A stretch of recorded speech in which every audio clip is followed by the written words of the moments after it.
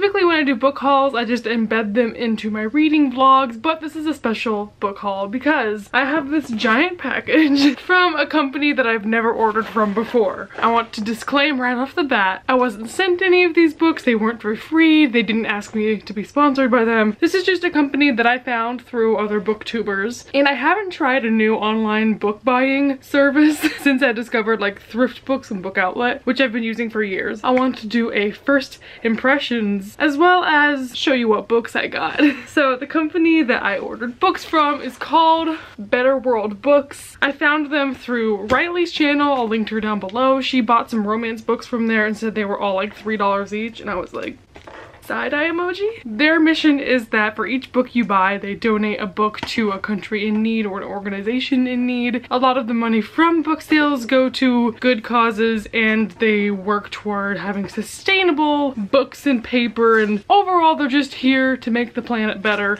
and you can read a bunch of their missions on their website. So let me, oh god, when you almost stab yourself in the eye. This box is jam-packed full of stuff. And I'm realizing there's a book on top that I literally just bought yesterday at a bookstore. I'm a dum-dum. So they packaged it with what I think is supposed to be like inflatable plastic, but it's just flat plastic. I'm really not a stickler about quality when I get it from used bookstores, because if I'm getting it for $3, as long as someone didn't like put bodily fluids on it, I'm pretty cool with whatever condition it comes in. Exempting hardbacks without a dust jacket, but I don't think I ordered any of those. I think I ordered like 21 books, and 7 of them I've already read, but the rest are a mix of romance and other stuff I've been wanting to pick up. The first book that I got is Hate to Want You by Alicia Ray, which looks like it's an ex-library copy, which I'm fine with. We can peel stickers all day, all night. This is a romance book. That's all I know.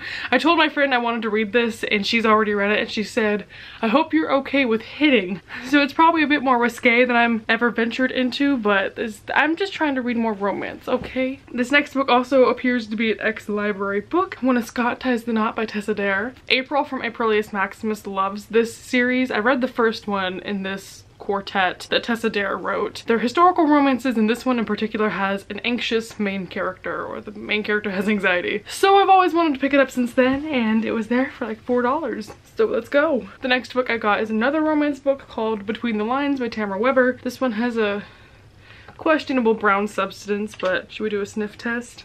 Has no scent, so we should be good. I adore Tamara Weber's other new adult series, and I'll just read anything she puts her hands on, so I'm gonna try this. I have no idea what it's about. Another romance book. I'm just in the romance genre right now. Foreplay by Sophie Jordan, which someone recommended to me as a healthy romance, even though I've never heard of it and I don't know what it's about. It was $3. I got Difficult Women by Roxane Gay, which is a nonfiction book that she penned about women.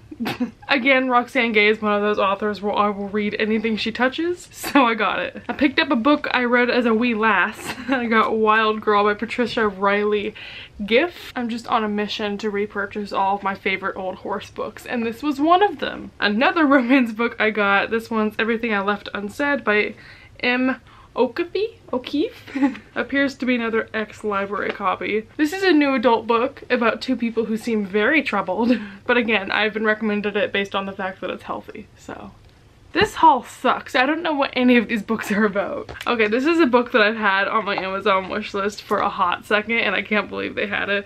But there's this book called Broetry, which is poetry for bros. It just sounded so funny to me. Once again, this is an ex-library copy, but whatever. Another library copy. This one is George by Alex Gino. I've already read this book. It's a middle grade book about a trans girl. Very cute and good message. Wanted it for my shelf. Small Steps, The Year I Got Polio by Peg Carrot. I've been looking for this book for years, and it's never been in any physical bookstores I go to, and online I've never seen it for as cheap as I wanted, so I picked it up when I saw it cheap on this website. This is a nonfiction account of this author getting polio, and it's the most interesting thing I read as a kid. It just like has stuck with me through the years, and I've always wanted to reread it, always wanted to own it. 4th grade is just calling my name when I think about this book. I'm so excited to own that. Then I got So You've Been Publicly Shamed by John Ronson. This is a nonfiction book about being in the public spotlight, the ridicule and the public shame that happens with social media. I've heard this is an incredible book from so many sources, and I've been really eager to pick this one up. This next book I've also already read. It's called Scrappy Little Nobody by Anna Kendrick. This is her nonfiction memoir. Oh, it's pretty! I've never seen a physical copy of this. That's nice. This looks very new, so even though it's ex-library, it's very clean and non-read looking. I think I gave this like 4 stars. It was a really interesting backstory into her life, but she's not one of my favorite celebrities or anything. No offense.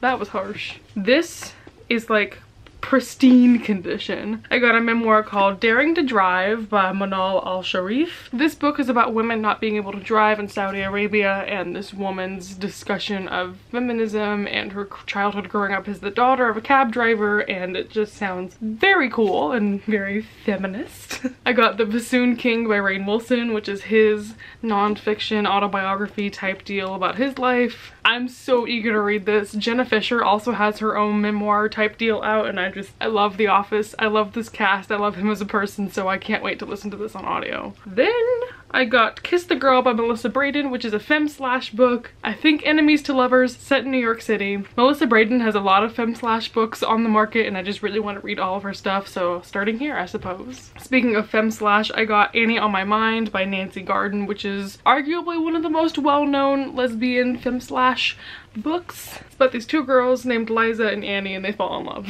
I got another book that I loved as a kid that I've been looking for years. It's called A Horse of Her Own by Annie Whittykind. I just remember this cover. Like, I used to own this book, and just seeing this cover brings back so many memories, especially because back when I read this I didn't have a horse, and now I have. Who else is crying? I'm gonna have to make a separate shelf for all the horse books I read as a kid, but I can't wait to revisit all of these and just embrace the feels. The last book that I have, this cover is so horrendous, but I read this book on ebook and wanted to own it physically. It's Trade Me by Courtney Milan. His intimate glare is so uncomfortable. Oh sir, I have to put him down. Thank God only the spine is gonna be showing, because that's not cute. But yeah, I read this book. It's a healthy romance. I gave it like 3 stars, and I want to continue with the series. Just wanted to have it for my romance shelf, which is slowly developing. So those are all the books that I got. I would say probably 80% of them are on the floor now. Probably about 80% of them are library copies, which I don't have an issue with as long as I can peel off some of the unnecessary stickers happening. Like I said, this video is no way in promotion of this company, but I would order from them again. I probably will, to be honest. And now I'm just kicking myself for buying another copy of that romance book I've already bought. With that being said, let me know if you shop on any online bookstores that aren't Book Outlet, Book Depository, Thrift Books, Better World Books. I would like to hear your suggestions on where to find good used books. Until next time, I hope you have a wonderful life, and goodbye everyone.